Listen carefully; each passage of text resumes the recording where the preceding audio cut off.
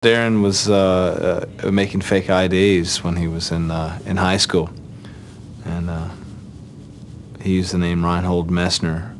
I guess someone told him Reinhold Messner would be a good name, and he wasn't aware of who Reinhold was. Maybe he was in the news or something.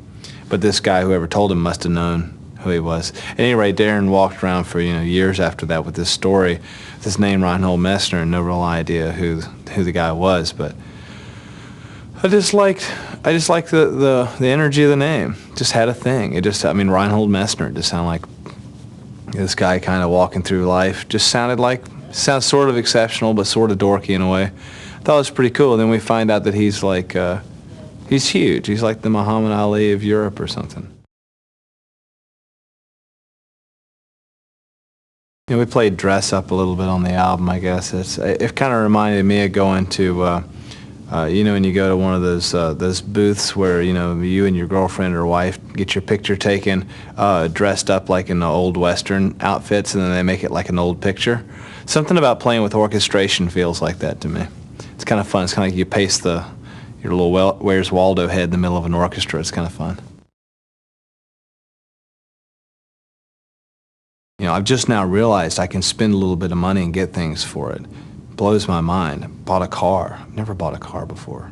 Well, I bought a car, but it was $300, and I've had it for years. This old Toyota 82. I'm not going to tell you what I bought, but I bought a nice car, and I was like, that's weird. I just wrote a check and I have a nice car. And you get in it, and it's nice, and it runs, and it doesn't break down. That's weird to me.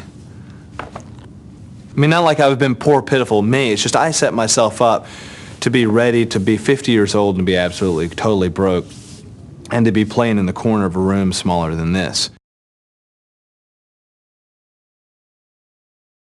The art of telling a story and a simple story is such a lost art. Someone like Johnny Cash is like, who's doing that now, really? It's not easy to tell a story like that. People think it is. That's why I'm really glad that Brick was a hit, because Brick is a story, and as much as it might seem like a simple song to write, there's more skill in that than there is into all the orchestration that goes into this album.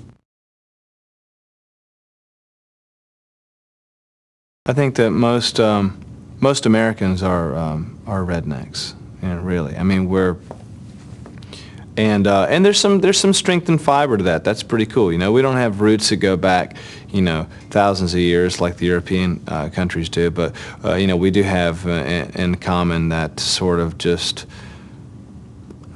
that redneck vibe. I don't know. I guess everyone kind of knows what it is. It's not necessarily straight up trailer or anything like that, but it's there.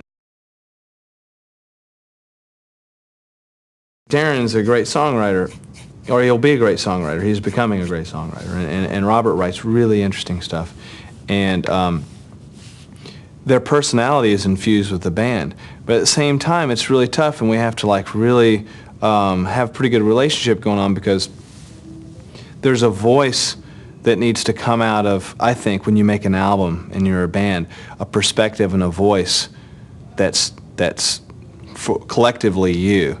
That's happening, and so it's like I end up with a lot of songs on this, not just because I started the band, but because there's a voice that's coming out of all this stuff that is what we've kind of been identified with.